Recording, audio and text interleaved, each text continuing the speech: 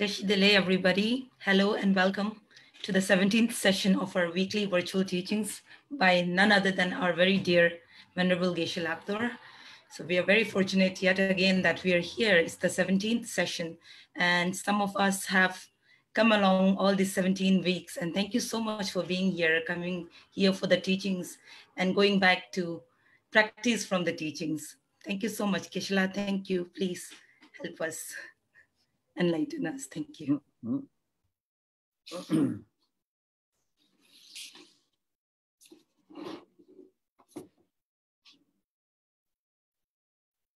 Namaskar, Tashi Dilek. Hello.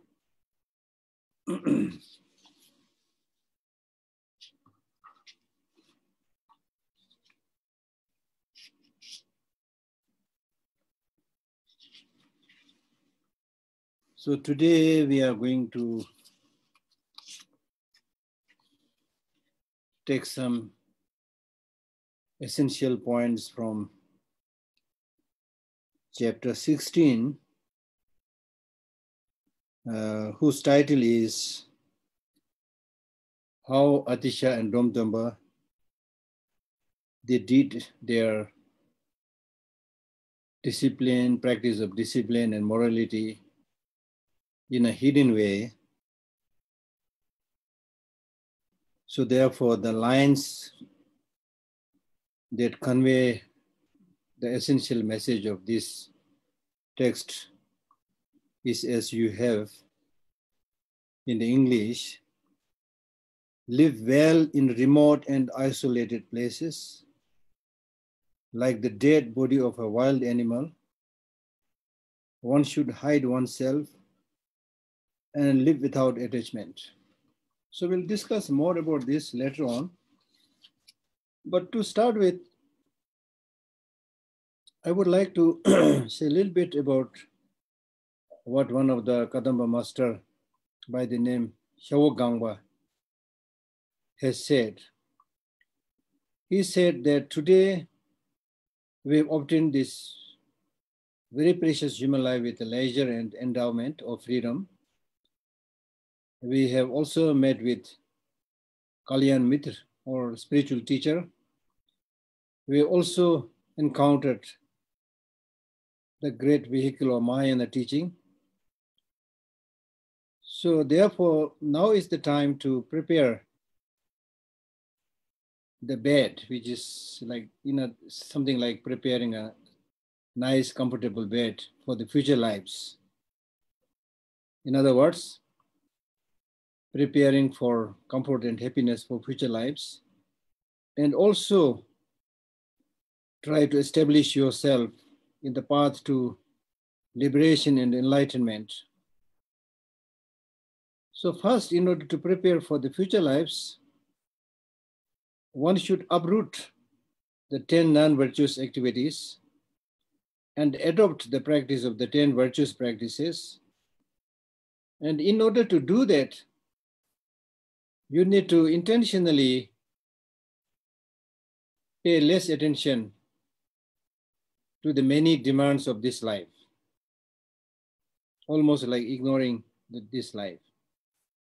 And in order to actualize nirvana or liberation, one's mind should completely turn away from the present cycle of existence or samsara. And in order to establish yourself in the path to enlightenment, one must train one's mind in bodhicitta. So in order to cultivate these three aspects of mind, one must accumulate merit.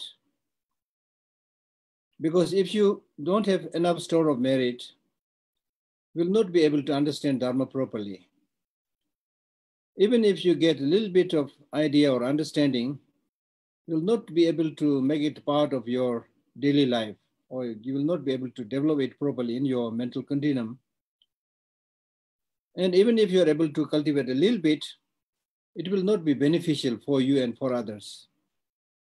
It will almost like having studied history in the university or mathematics in the university.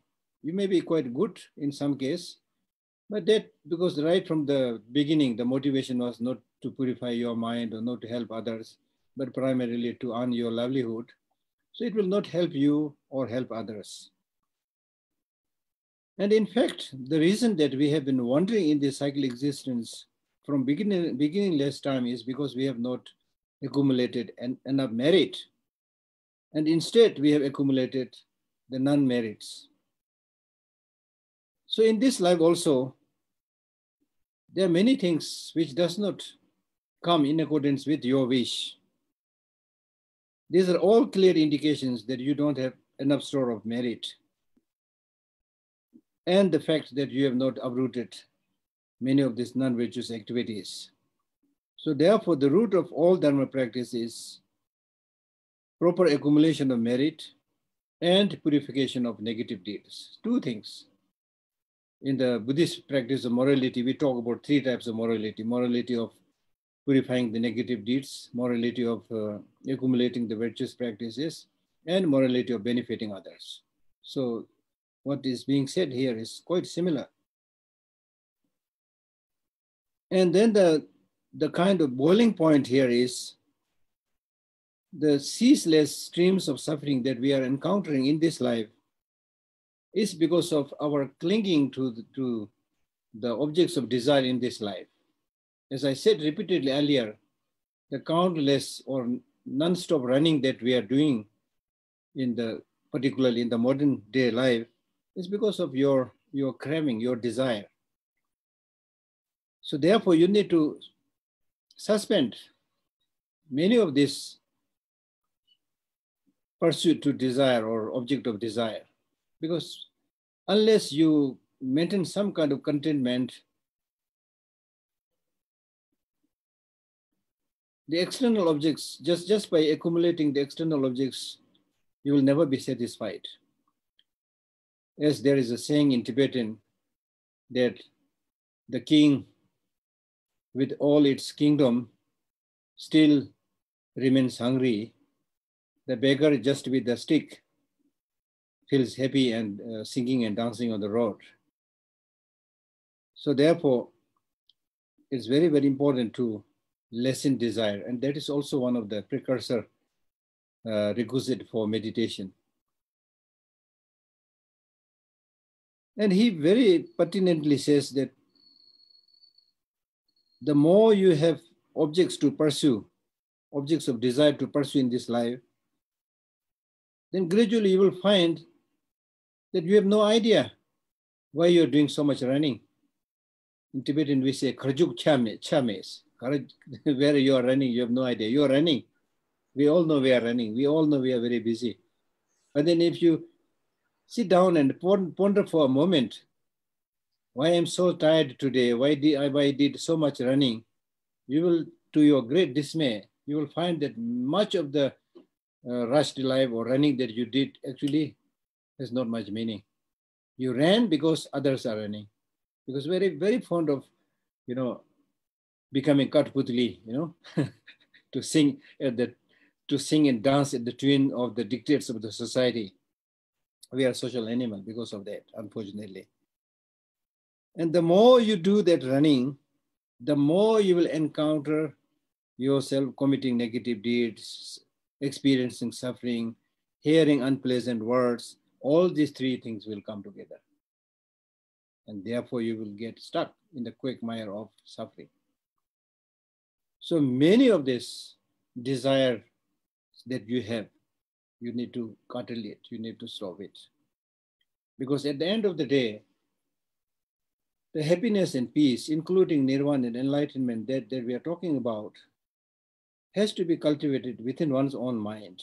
None of this will come from what is outside of us. The moment you stop running after these countless desires, you don't have to then make very special effort to have peace and happiness, because the moment you stop running after many of these, objects of desire, then that very moment, peace and happiness has started.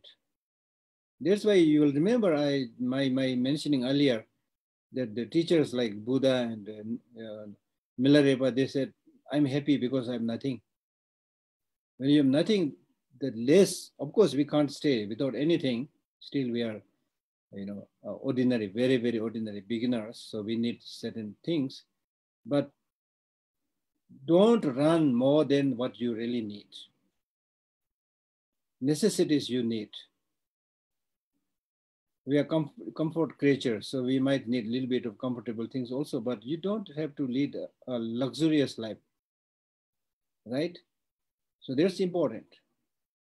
I think I told you earlier also, I read this one kind of saying, which says the birds that fly in the space, in the sky, they don't develop grasping to the space in which they fly. Why? This clearly shows we develop this tendency to crave and grasp with things that are solid, that are tangible, that are visible. We run after this and we get stuck with this. When you talk about emptiness or when you talk about space, it's so expensive, it's so accommodating for everybody. It doesn't make any sense to try to grasp it. And you will not also be able to grasp it, because the nature of space or nature of emptiness is such that there is nothing to eliminate, nothing to affirm. It just provides you a space for doing things, space for reflecting things. So therefore, it makes perfect sense to say that the more we focus on the nature of shunyata or emptiness, the less there will be craving and grasping. The less you have craving and grasping, the more free you will be, because grasping is actually getting stuck with something. When you don't grasp, your hands are free. And that your hand being free is one of the very important feature of human being. Many animals don't have their hands free, right? That's why in many cases they lag behind us, you see. So, but if we use these two hands to just, go around and collecting and carrying things all the time, then you will naturally get stuck, you see. And it's a plain and common sight that I teasingly tell my Tibetan friends also. Sometimes we travel from one place to another place. Sometimes we find that we carry a bag which is so full of goodies, so full of things, that it's difficult for you to put your zip properly, you see, right? And which is not only, not good, because as I told you earlier, the excessive baggage is charged at the airport and things like that. But not only that, you see, it will not be easy for you to find things, like that. So all this clearly shows that we are so much after, things, that without many of these collections, we feel that the so-called facilities are not there and things like that. Therefore, great teachers like the Tibetan teacher Kongtang Tembe Dome, he very powerfully, he said, even if something has the name of a facility, but if that so-called facility is obstructing your spiritual practice, then it is not a facility, but it is an invitation extended to you by the evil force. Mingla tunjen seriya chojo le nyambar cheba duji yamoi se. So it's an invitation sent to you by the evil force. So these so-called facilities are not facilities at all, but they are obstructions. They are obstructions, right?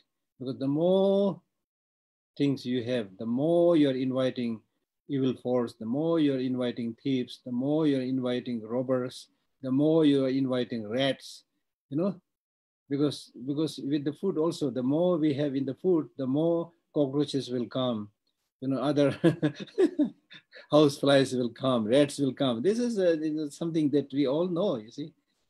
But the less you have, the cleaner you will be, easier you will be, very easy to go to this place, that place, whatever you want to do, you're free, right? So therefore,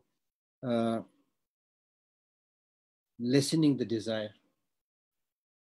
is very, very important, very, very important. So therefore, that can be done through practice. And practice, not in a big city, unless you're spiritually advanced, but practice, if possible, in a separate place of solitude. If not possible, at least you should stay just in your home as we are doing now. We are a little bit trained because of the COVID-19 experience, right? So we learned a lot actually. So it's important that you should be always with yourself. This is actually a very powerful statement, to be with oneself. The more you think about your reality and then compare what you have, many of these things you have collected over the years, the so-called facilities, it may be an expensive TV or expensive car, whatever, they are all outside of you. They cannot be with you all the time. And the one that will be with you, at least in this life until you die, is your body. So you need to really take very good care of your body, including all the purjas, the parts of the body and everything. You have to take very good care, because that is going to be with you until you die, wherever you go.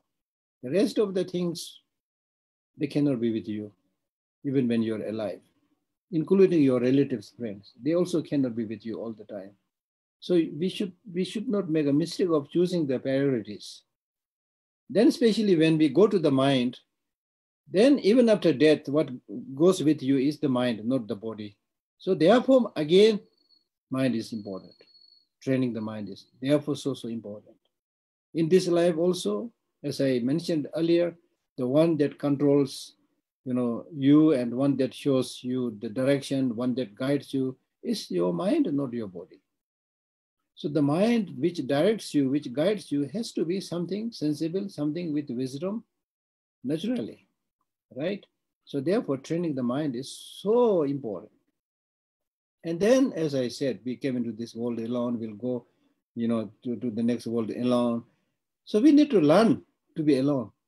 That's the fact, because at the end of the day, nobody can help you in the true sense of the term, unless your thought pattern is proper, and unless your mental outlook is correct. Nobody can really rectify you, right? As I mentioned several times before. And then in order to, from a larger perspective, if we are to contribute a little bit towards solving the countless problems that we are facing in the world, in the society, it can be done first by changing oneself, one's physical attitude, mental attitude, verbal attitude. All this should be, transformed. I was reading one piece. I am tempted to read this, for example, during the COVID-19 experience. Somebody has wrote this beautifully, which is very easy to understand. As the world fights to figure everything out, we're all fighting, right, to figure out everything. Then he says, as the world fights to figure everything out, everybody has a responsibility. Now this gentleman says, what is his responsibility? As the world fights to figure everything out, I will be holding doors for strangers. Even if you're passing through a door, don't just close the door, even, without seeing others are following you, just bump the door, not like that. As the world fights to figure out everything out, I will be holding doors for strangers, letting people cut in front of me in traffic. Imagine, such small things, but if everybody practices such small things, it will just completely change the world. Letting people cut in front of me in traffic, saying good morning, you see, you will lose nothing, saying good morning, keeping babies entertained in grocery lines, stopping to talk to someone who is lonely, nobody to talk to, being patient with sales clerks or your taxi, whatever. Sometimes we immediately we get wild and I do this all the time, unfortunately. So we should, smiling at a passerby. Then he says, why? Why should you do this? Because I will not stand idly by and live in a world where love is invisible. So through this kind of small gestures, we need to make love visible. Not just saying, I have love and compassion, I pray for you, it's somewhere down in my heart, not like that. It may be there, it's good, but if you really have it, it will automatically come out through many of your life's gestures, life's activities. So because I will not stand idly by and live in a world where love is invisible. Join me in showing kindness, understanding, and judging less. Judging less. Don't judge other people. Who are you to judge? And you will never be able to judge other people. And be kind to a stranger. Give grace to friends who are having a bad day.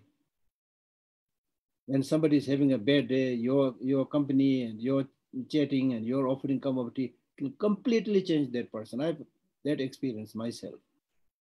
Be forgiving of yourself also. You immediately, just like we are ordinary human beings, we easily get sad and unhappy. Then you think again about the positive things that you have.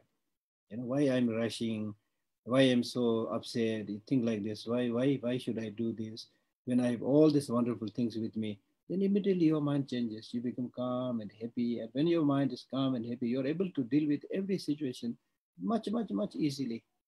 These days, actually, I'm practicing that in my, not in a meditation seat, but in my work.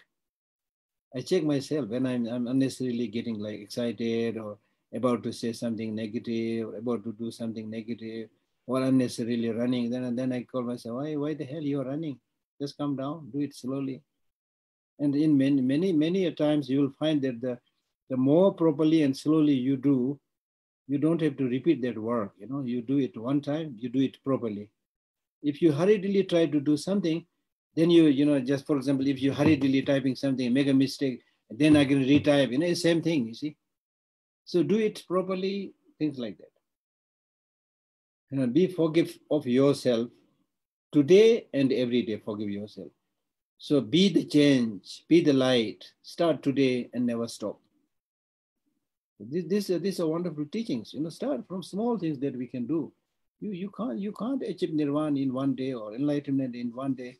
But if the more and more you get habituated doing these good things, the more and more you get that, satisfaction that every day you count the blessing, count the good things that you do. Not just I finished this work. Okay, you finish that work and you might get your salary. This is all. I'm not talking about that. What I'm talking about is, if somebody came asking for something, if you have just given a good answer, or somebody looking for a book, you will either borrow that book or you just give that book to that person, whatever, small gestures, through their way. And it is my own personal experience. Even in one day, even under this lockdown, you almost every day get an opportunity to do something good for almost everybody. So many people, we live with people, you see. So we talk to people, So how, there's so much opportunity. And when you do that, then you get satisfaction. Okay, today my life is meaningful. Today my life is meaningful. The salary, somehow you will get it, unfortunately, these days, whether you work or not work. There are many ways of like cheating the, things, and you will get the salary, but that will not give you satisfaction. You need that, but that will not give you satisfaction. Do something that will give you satisfaction, and that will open the door for many other positive deeds, and then gradually deeper and deeper into spiritual practices. Okay. So let us, read a little bit about this chapter. How did Atisha and Domdamba started this, dialogue in this particular chapter? So Domdamba, again, of course, is in the enlightened being, Domdamba. And in this book, you will see, very often while they are talking, they suddenly disappear, reappear in the rainbow form, in the form of Avalokiteshvara, in the form of Buddha, It's just, I'm not reading all this. It's very confusing also, People may not be able to appreciate that also. So I'm not trying to read that also. But they are highly enlightened beings. But so therefore, the questions that Domdamba is asking Atisha is on our behalf, on the behalf of his future students, how people should practice. So he always asks very pertinent questions in simple languages. So the first question that he asks is for a practitioner, for a Dharma practitioner, which place is bad or not good for practice? Then Domdamba, it's very, straightaway question, straightaway answer.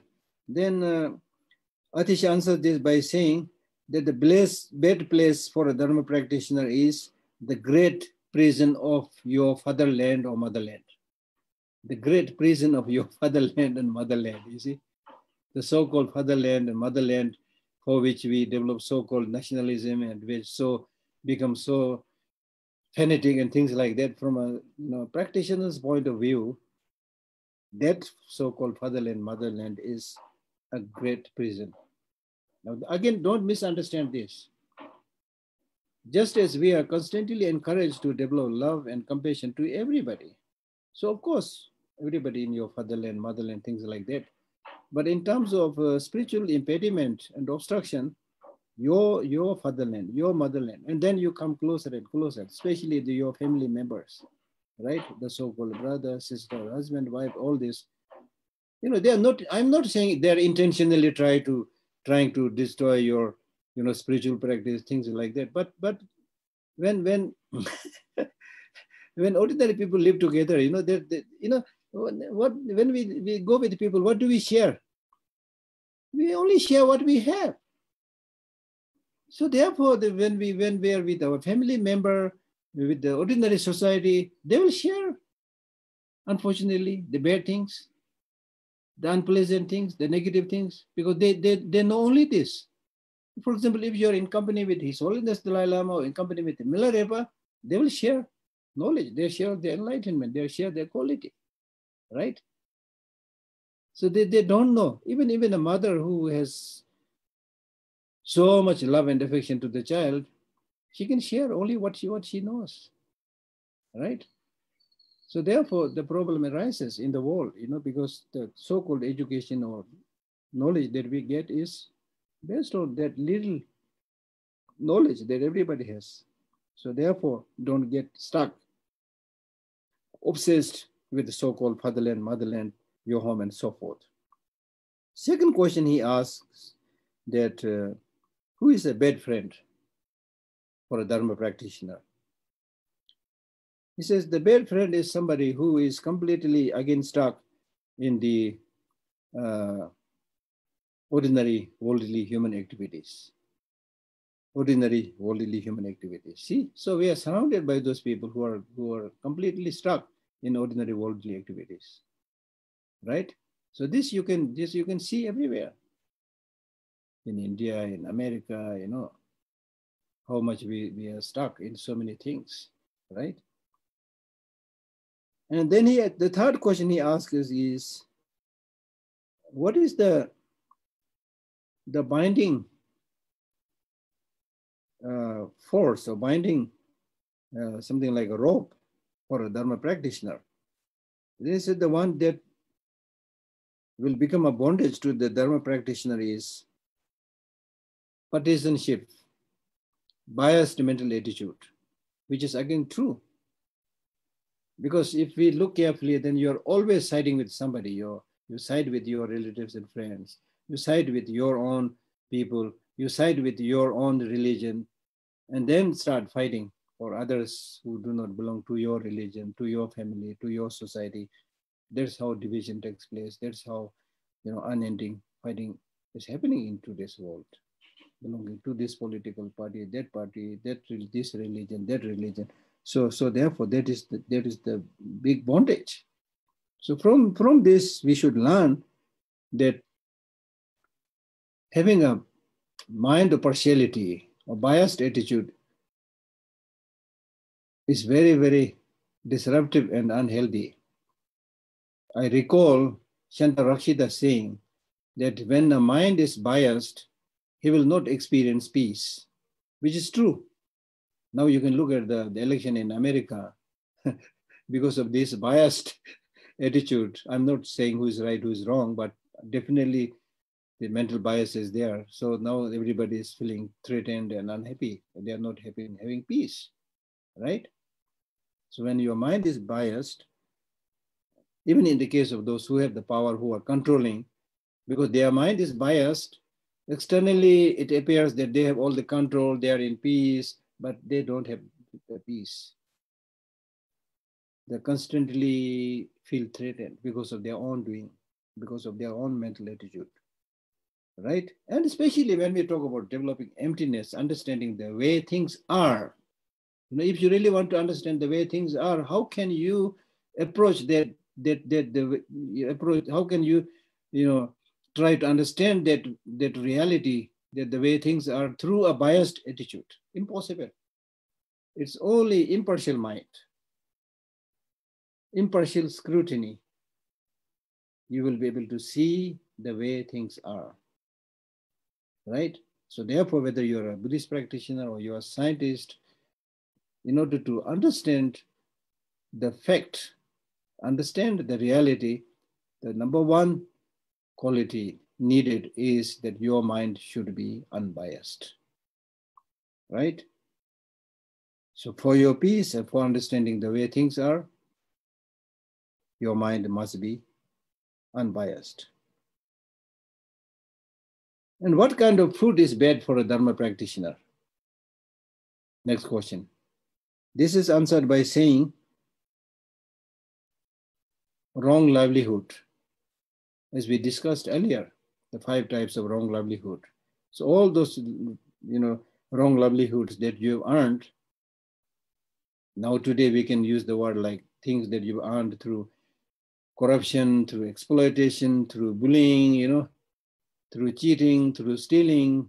Stealing means, you need to understand it from a bigger perspective. Stealing doesn't mean stealing doesn't mean just burglary.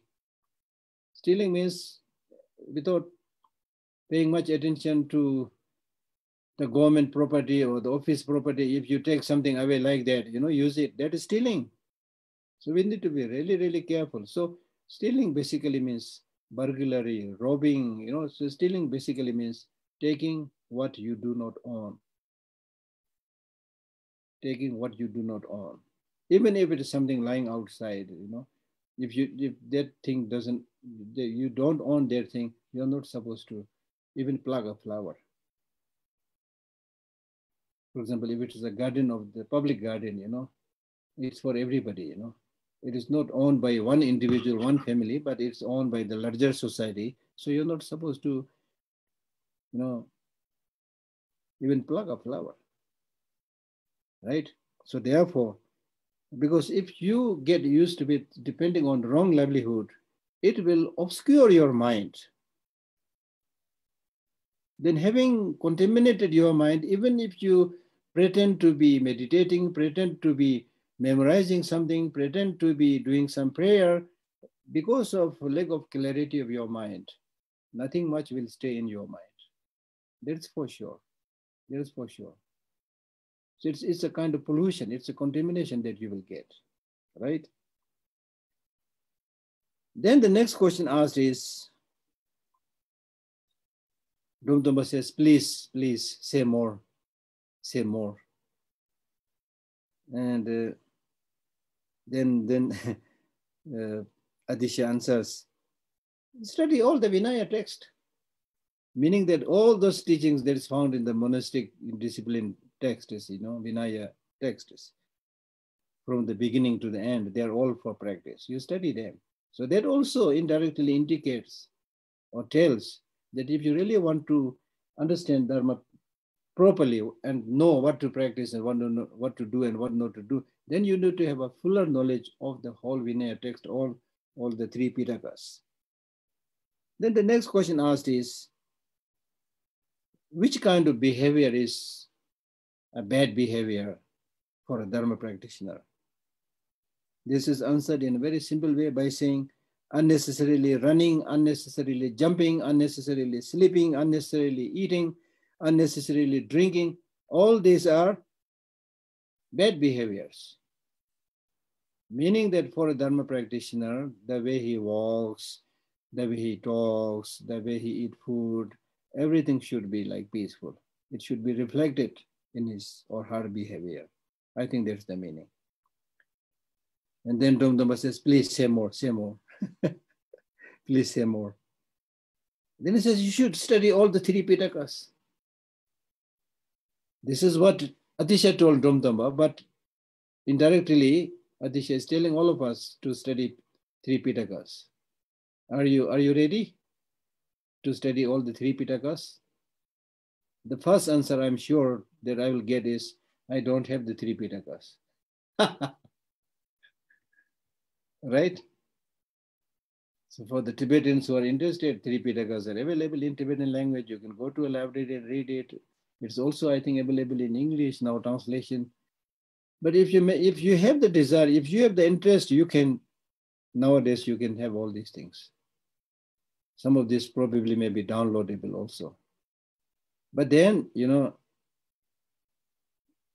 our not making effort towards these things is one, clearly showing where our main interest lies,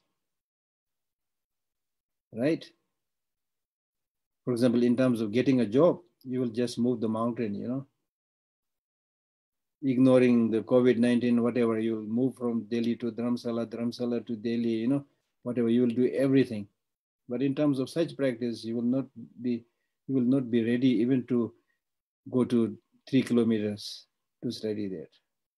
So how are we going to make great spiritual practice if that is our endeavor, that is our interest, right?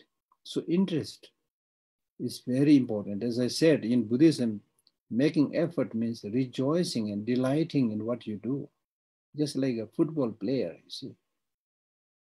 And if you have that interest, you can easily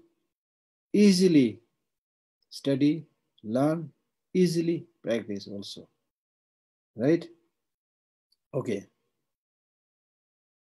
And then he asked another question by saying, among the many enemies, which one is the worst? Atisha answers this by saying the worst enemy is the negative friends. Negative friends who will, in whose association he will completely destroy you. As I mentioned earlier, that the so-called negative friends will not come to you with horns on the head or wearing, loose black garments or bearing fangs or mouth full of, human blood. It will not come like that. They'll come in a very friendly manner. They'll also look after many of your expenses and things like that, count on me, let's go here, go there, things like that. But unfortunately, in this way, by being mirthful and playful and, you join them and you go into the wrong direction. You may be somebody who doesn't smoke, then gradually start smoking. You may not be drinking, gradually start drinking, Again, that person, I'm not saying that person has the intentionally trying to destroy you, but as I said, that person can share only what he has. So you when you associate with other people, you need to see carefully what I'm going to get with this from this person. Not to take advantage from them, but to protect yourself and to get the good qualities from that person. As the Tibetan saying goes, if you recline against mountain with a lot of dust, all you will get is dust. If you recline against a mountain full of gold, the gold dust will stick to you. And especially we are very ordinary person. So friend, with what kind of person you make their friendship is very, very, very, very, very, very, very, very, very crucial. So I said very, very many times. Because we don't have much control over ourselves, So we go by the examples, right? So society is important, friends are important. So that's why we should all, on the one hand, make effort to, transform that society, that neighborhood into a, congenial atmosphere, right? It's important, very important. And when we are in a state, when we do not have the capacity and power to transform others, then at least we should make sure that you are not misled by others.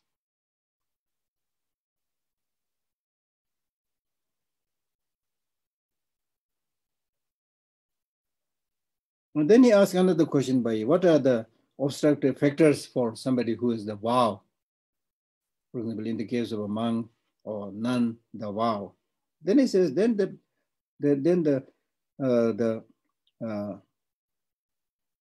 strongest obstructive force, for example, in the case of a monk, is women.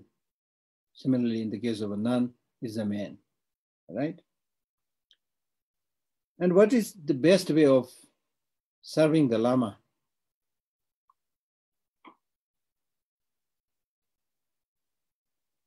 Atisha answers this by saying the best way of serving the Lama is that you live a life so that whatever you do becomes a good Dharma practice.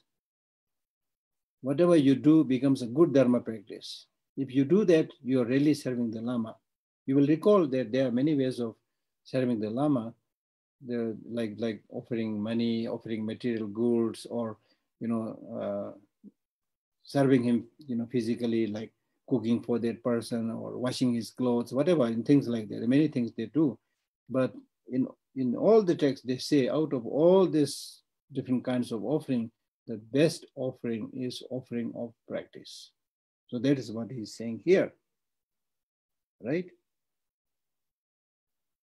Whatever you do, it should become a good Dharma practice. That's the best way of serving the teacher.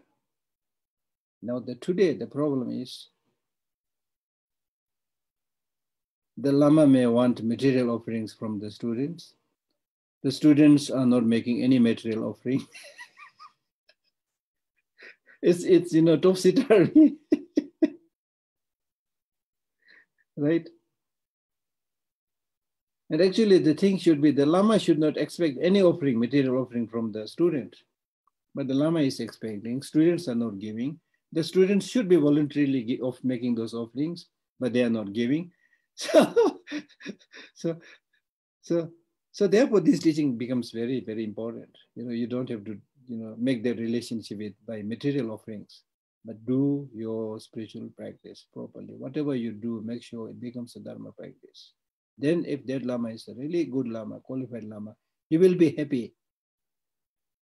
And even if that Lama is not good Lama, then it's okay. He doesn't deserve your material offerings. You played your part. You see, you're doing good things, so you will benefit. It will also should benefit the Lama a little bit, you see.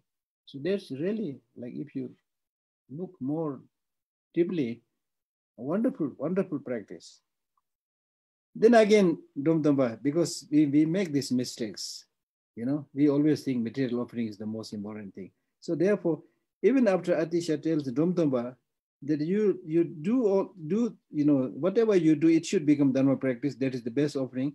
Then again, Dumdamba asks us, what isn't the material offerings and serving the teacher is not a good thing? Huh? Then almost like rebuffing that question, Atisha says, these are all done by, because this is a discussion more among enlightened beings, She says this kind of material offering and physically serving somebody, this even ordinary householders do all the time. Like family members do this among each other and things like that. So it's not something, very important, something very special. Then again, Dumtaba asks a question. Are you saying that then it's okay not to do any of these things? Right? Then he says, if you intentionally ignore and not do these things, that it means you have no respect to the teacher. So that again is another kind of extreme, you see. So what we are saying is, out of this many types of offering of practice is the most important thing. But then as a kind of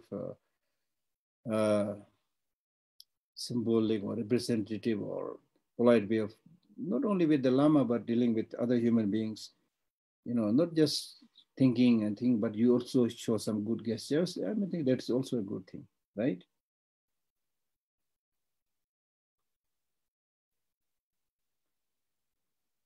Then he asks another question by saying, what are the omens which shows the monkhood is now about to be destroyed? Then he says, somebody, in the case of a monk or a nun, who constantly stays in a in a monastery, sorry, stays in a household with lay people, then there's the indication. There's the omen of the coming to an end of that monkhood or nunhood. Dumdamba feigning that he did not understand this, he asks again by saying, then at that time, what kind of fault will be there? What kind of fault will arise? Then he said, the fault is that if you, a monk, ordained monk or nun, lives with household life, ordinary people, then your abode and your acharya will be your brothers and your sisters and your parents, not the real abode or real acharyas, but this your abodes and acharyas who give you the vows and things like that, they will all be replaced by your relatives, brothers, sisters, parents, and so forth. And because of this, instead of developing your practice of listening to the teaching or thinking about this, you will be focusing on how to increase your wealth, your family prestige, and things like that. And then gradually in your heart, you will long for the sweetheart, the young girl or young man or things like that. And then when you actually meet that young man or young woman, then the two of them will, kind of deceive each other by a gentle smile and gentle physical facial expression. And then you get stuck there. And you will, in fact, not only get lost in it, but for the time being, you will start thinking, oh, what an amazing life. My family's property is increasing. I got a nice young women, nice young men, things like that. You will see it as something amazing. And then gradually your celibacy will be lost. And then people will, once you have lost your celibacy, then people will love it. You make fun of you, saying that this is fake monk, a fake nun, right? So your downfall has already started. Again, Dumdamba asks a question by saying, then he says, then if you lead such a life, then when you die, you will go to the negative state of existence.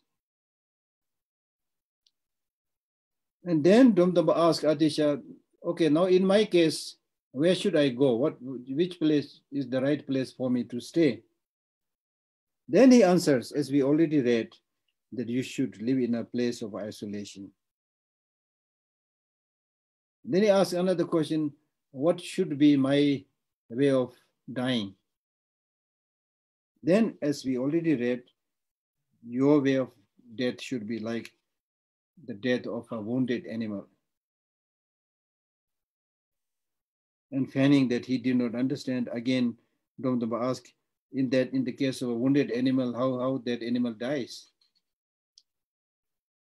He answers this by saying that the wounded animals, they just die in an isolated place and they hide their own dead body by themselves or something like that. Then who will do all these rituals after the death? The rituals of burning the bones and things like that. Then he says, in the case of a good practitioner, you don't need all these formal ritual practices.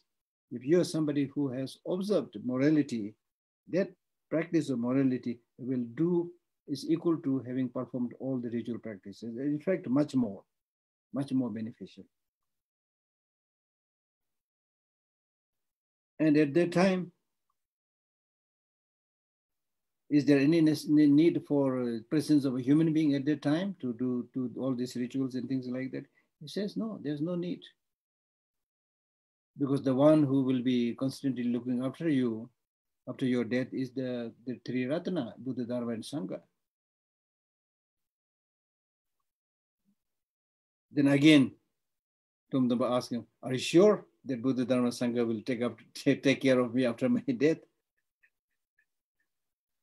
Then Atisha answers, if they are not there, then what is the use of these three?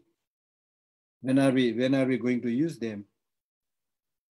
So therefore, you should understand this Buddha, Dharma, and Sangha are your permanent object of refuge. Permanent object of refuge means refuge when you are alive, refuge when you die.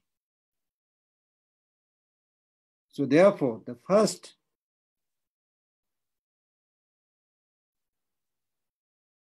something like fire puja when you die is practice of morality. Second is not to have any attachment when you die. Third is through your spiritual practice, you should have obtained a secure place from where there's no falling back. And fourth is you're protecting the samsara, people who are wandering in the samsara. And fifth is you should be at a level where you have abandoned all those that needs to be abandoned and have developed all those realizations that must have been developed. So in short, all these virtuous practices must be done by oneself. Nobody can help you in this. So if you do these practices properly, you don't need any of these ordinary things that we do during the day and so forth.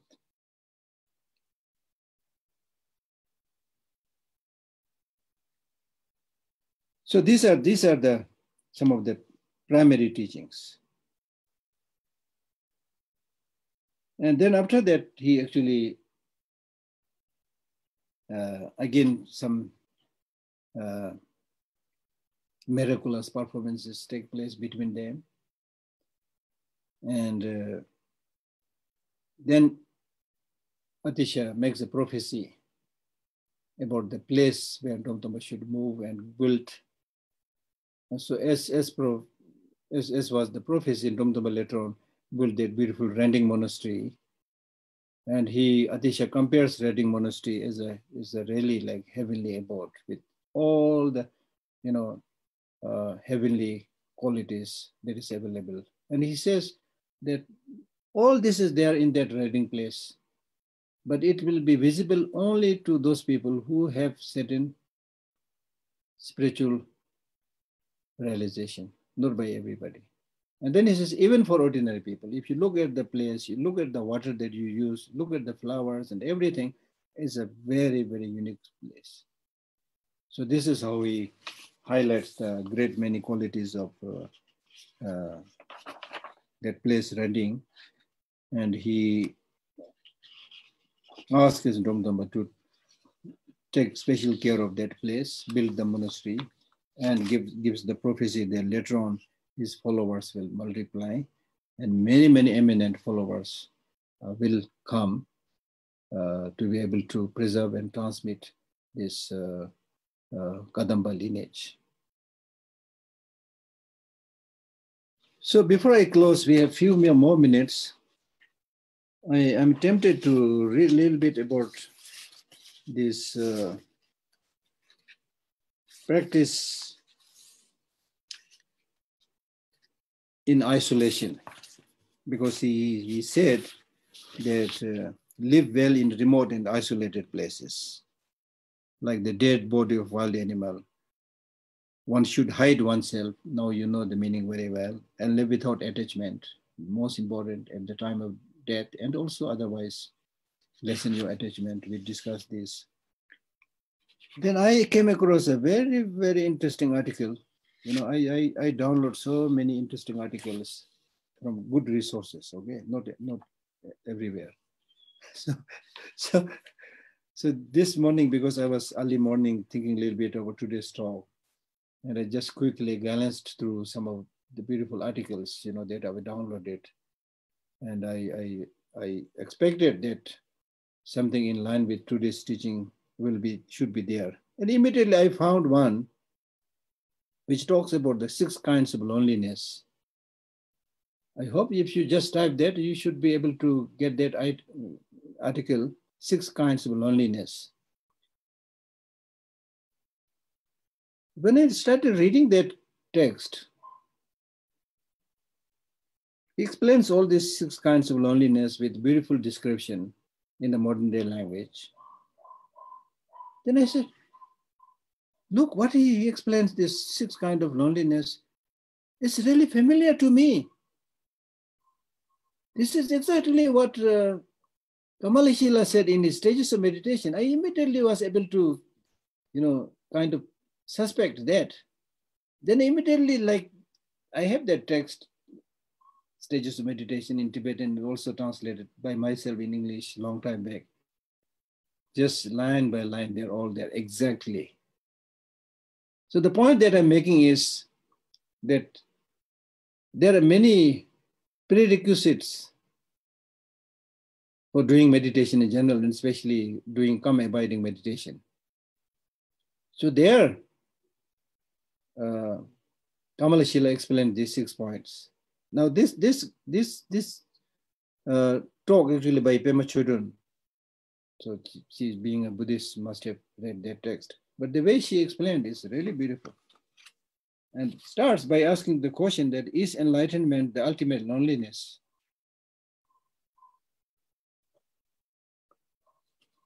She's saying this because to be without a reference point is the ultimate loneliness for us, right? The so-called loneliness is there with us because as and when we don't have a reference point. So to be without reference point is the ultimate loneliness, and it is called enlightenment. In the middle way, there is no reference point. The mind with no reference point does not resolve itself, does not fix it or grasp, as I said. The bird flying in the space does not have that grasping. How could we possibly have no reference point? This is how we think, ordinary people think. So think about emptiness. Sounds good. But we don't know how to do that because we always are habituated with relating to a reference point. So to have no reference point would be to change a deep-seated habitual response to the world, wanting to make it work out one way or the other. If I can't go left or right, I will die. When we don't go left or right, we feel like we are in a detox center. We are alone, cold turkey with all the edginess that we have been trying to avoid by going left or right. That edginess can feel pretty heavy, so and so forth. So I am not trying to read everything. It's a long article. But he calls all this, prerequisites for meditation. He emphasized on the middle way and saying that we suffer because we are not able to stay in the middle way, not able to meditate on emptiness. And then all the prerequisites for meditation, like having less desire. She says that this is another name for loneliness, less desire. And she calls that not just ordinary loneliness, she calls that cool loneliness. Less desire is important. It's a cool loneliness. Contentment is another, the second kind of loneliness is contentment.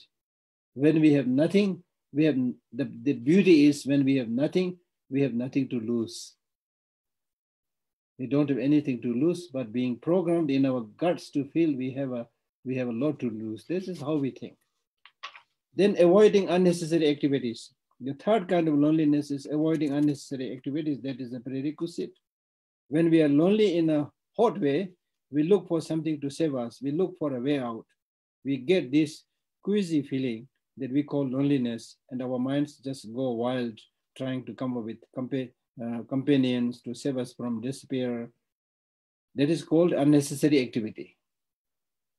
It's a way of keeping ourselves busy so we don't have to feel any pain, right? It could take the form of obsessively daydreaming of true romance, or turning a tidbit of gossip into the 6 o'clock news, or even going off by ourselves into the wilderness. So these are all like getting into unnecessary activities, which must be stopped if you want to achieve that 1 point of concentration.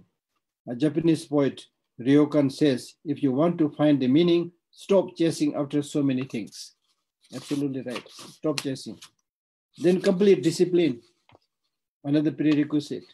Complete discipline is another component of cool loneliness. Complete discipline means that every opportunity we are willing to come back, just gently come back to the present moment. Things like that. I'm not going to read everything. And then no wandering in the world of desire. No wandering in the world of desire is another way of describing cool loneliness. Wandering in the world of desire involves looking for alternatives, seeking something to comfort us, food, drink, people.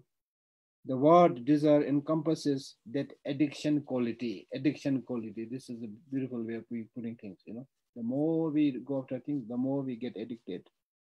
I like honey, I like this, I like that. You know, that means you are getting addicted. Okay. The way we grab for something because we want to find a way to make things okay.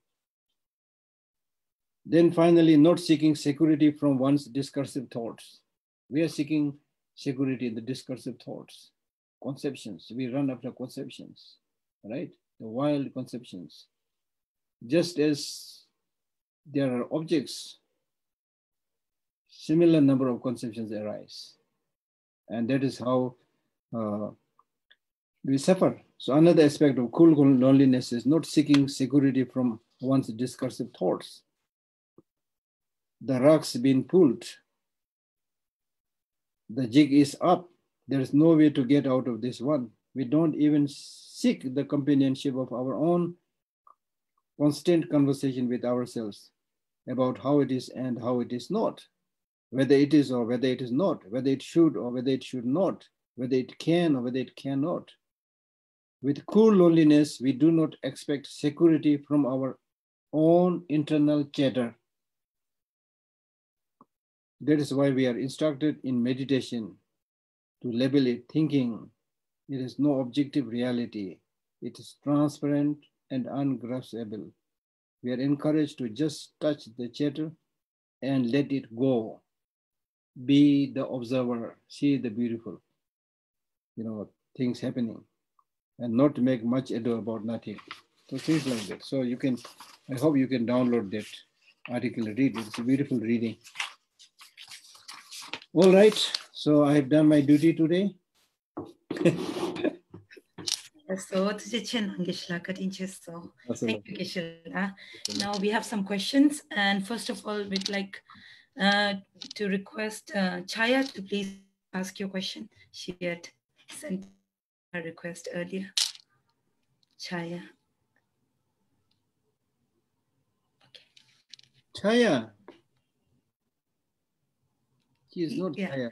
She has to unmute. Wait. Chaya, you have to accept the unmute request.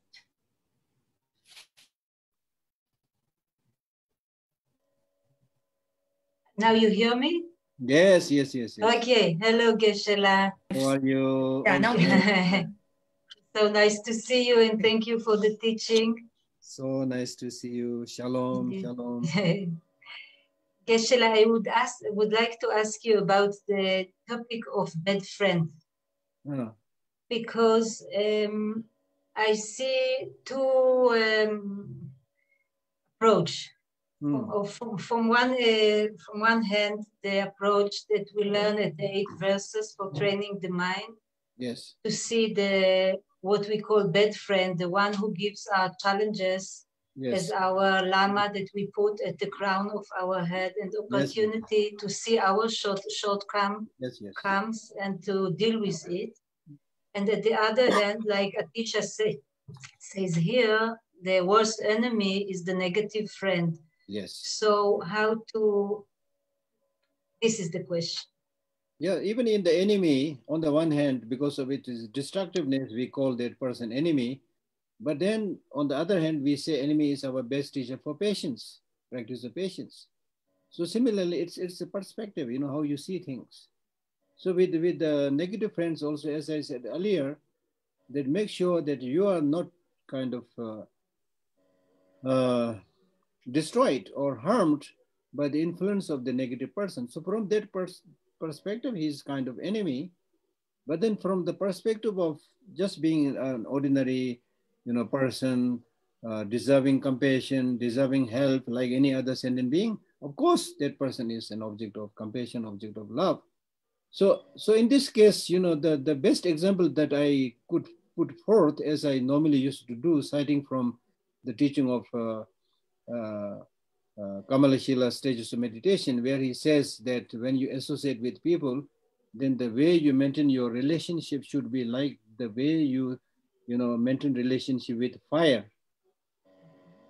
Okay, if you go too close to the fire and use your hand to touch the fire, it will burn your hand. So don't go too close. But if you stay too far away, you will not get the comfort of the fire, the warmth of the fire. So always, I think this is a very good example. In human relationship, we should maintain some kind of distance, right?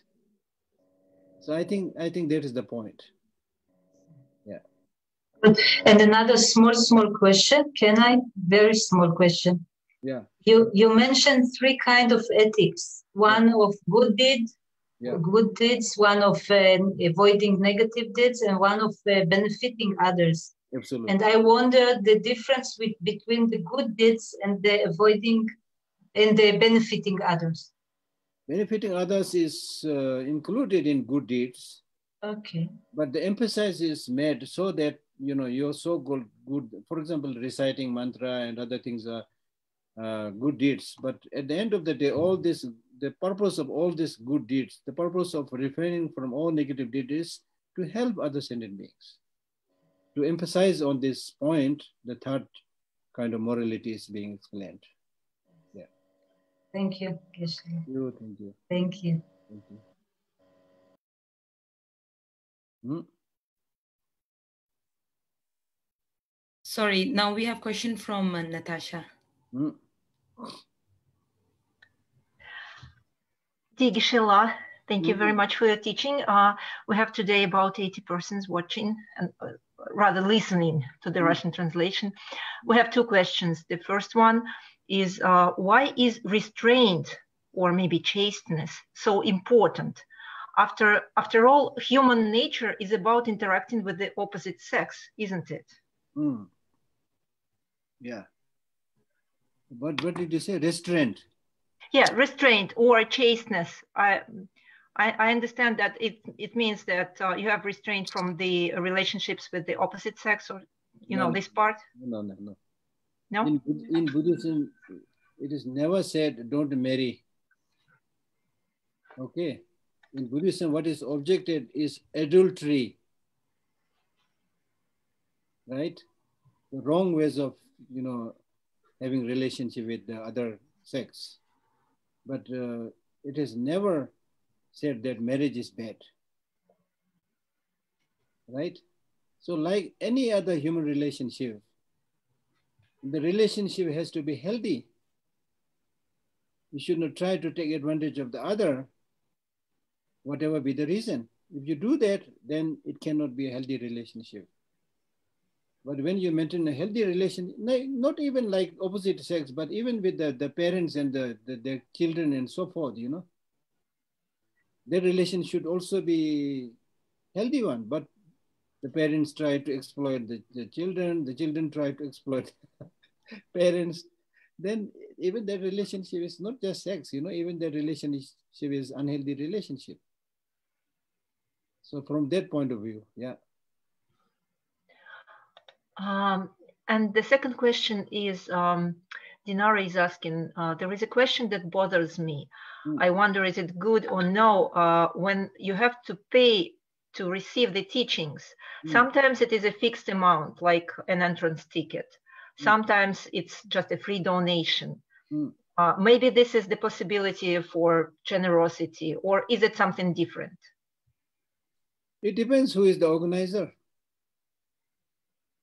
Honestly speaking, there are many ways of collecting money. So sometimes clever, in a clever way, sometimes in a more direct way, indirect way. And in some cases, it may be like sincere thing, For example, if it is a small Dharma center who is struggling to survive, they also need some money, The people who are organizing it may be really sincere and very highly motivated, but money makes mayor go, you know. So without money, they don't have that spiritual realization to, you know, bring down a shower of dollars from the space. So the only way is again to expect something from other people. But then, you know, the healthy way is just leave it for the people. If they want to donate, donate.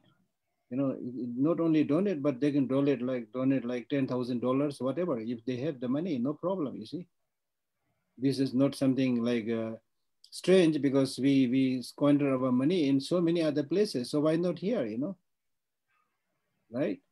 So then, in the case of people who don't have the money, they should not feel praised to, you know, to give something, right? Then it becomes healthy. So even if you, like, for example, fix a rate, whatever be the reason, hopefully it should be a good reason. If there's a good reason to fix the rate, then you should also say those people who can pay, please. Those who cannot, it's okay. I think that should be made. Then from the people who attend the teaching also, they should not just say, oh, Dharma should be made free, you know, and therefore they are not making Dharma free, therefore I don't want to give, you know, things like that. Because as I said, you know, for many other stupid things, you are quite lavish, you know, you are ready to pay so much money. And I have this experience in Dharamsala itself, because in the library we sell books, you know, publish books and sell books. And if people come and ask how much is this book, we say 200 rupees. Oh, very costly. Then the next moment they go to the taxi stand and pay 100 rupees up, 100 rupees down, 200 rupees, just like that in 10 minutes, you see. So there's human attitude, you know. So the attitude from both the sides should be mature to see the pros and cons and everything. And then of course, whether it's your making relation with the teacher or attending a teaching, if you don't feel like going, then don't go. Nobody will force you to go or do those things. And especially if it is a like bad teacher or bad Dharma center, it's best not to go. Right? If you really think it's a good teacher, good Dharma center, then you also have a responsibility to not only to take the things from there, but also contribute to the flourishment of the Dharma center for the people who are doing things, you know. Unfortunately, in the today's society, many people who want to do many good things, they are shortage of fund, unable to do anything. And the politicians and many others who are, you know, they have so many ways of like taking huge amount of money from everybody, you see. And we are no exception. You know, how much money we pay for the so-called taxes, this tax, that tax, we tax, where tax, way tax, here tax, so many taxes we are paying, you see. Right? So every small, the other day I was listening to a commentary on the system of paying taxes and so forth. Then this person, he gives a very good explanation by saying there's nobody, the poorest of the poor, who does not pay tax. Because tax doesn't mean that somebody comes and collects the tax from you. It means, you know, the things that you buy, every small thing that you buy, you're paying tax with that things, you see. So we're losing money in many ways, in different ways. You know, we are not even aware that we are being cheated, right? So it is worthwhile to contribute to something that is beneficial to many people. So that is my feeling. So thank you, Geshe. Thank you, Natasha. Please thank your friends for us. And next we have Nili. Hi, Nili. You can ask your question now. I've sent you the unmute request. Hi, hello. Yes, how are you? Yeah, well, first, as always, you know, really, I feel very lucky to have your meaningful teachings, you know, I guess all of us, yeah. So thanks again. Now, my question is, how can you really, in a sort of practical level, you know, in daily life, apply, you know, the notion of love and compassion or emptiness when you have a concrete problem and the other side really doesn't have this sort of attitude? I give an example, you know, a small example can be like, I don't know, parking ticket that you got for $100 and then you don't really think that you did anything wrong, but the other side, you know, they don't care, they want you to pay. Or even a bigger thing like the Chinese codes, you know, that oppress all minorities. And they don't really have this attitude. So how can you really apply, you know, and in these cases, for instance, your attitude? Yes, very good question. You know, if we have this attitude.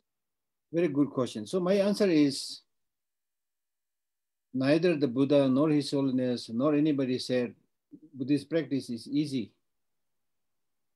That we need to understand. It's not easy. Why it is not easy? Because the majority of the people are not in that line of practice. So they will continue with this stupid, you know, ways of living. So when you try to practice that in that society, and in a way unmatured society, it's not easy. But not easy is not a reason not to practice it. Right? Because especially in your case, now you have sensed how good loving kindness is, how good compassion is. So because of that, even if it's a little bit difficulty, I can vouch for you that it will not be difficult all the time. Sometimes it is difficulty, like the parking lot, whatever you said, things like that. It's not always like that, right? So in some cases, when you face some kind of difficulty, then in some cases you can sacrifice that small irritation, things like that, let that other person take advantage of it. We can do that. But in other cases, to practice love and compassion doesn't mean that you let others exploit you. Without forgetting your love and compassion to that person, you have every right to stand for what is true, what is just. So try your best to stand firm for that without, you know, resorting to violence or, again, it's not easy, of course, on the spot we'll get angry, things like that. But as much as possible, try to remain calm and explain things. Even there, sometimes the other who is the power might take advantage of you. Okay, it's one thing, one time, it's not necessary all the time. But you should, through that way, then try to create more awareness among the people so that all those, you know, people who have the law in their hand and who misuse the law, that group gradually dwindles. So that's the purpose of our practice. You see, we cannot change the society at one go. The point is that society is not moving in the right direction. There are unnecessary problems. There are cheaters, there are looters, there are exploiters, things like that. So we need to change it, and we cannot change it one day. Because of this reason, we should not, and we cannot just forego our practice. So we need to make the attempt and show an example to the younger generation so that the next younger generation, you know, the next, you know, younger generation will be much better. So there lies the hope. And one, like, I think quite a good example that I tell people is, for example, if somebody jumps from a 9th floor and commits suicide, is it wrong? Yes, of course it is wrong. Now, because that person jumped from the 9th floor and committed suicide, and in fact, not one, but many people did that, then because of these reasons, we should also join them and jump from the 9th floor and commit suicide. We should not. So that's almost like that, you see. So when it comes to practice of love and compassion, practice of honesty and being just and things like that, it is not a question of majority and minority. It's a question of who is right, who is wrong. So we must stand firm in what we do, and it will make its impact. It will definitely make its impact. Not necessarily the whole world at one go, but it will make impact. Because believe me, there among ordinary people, there are many, many good people.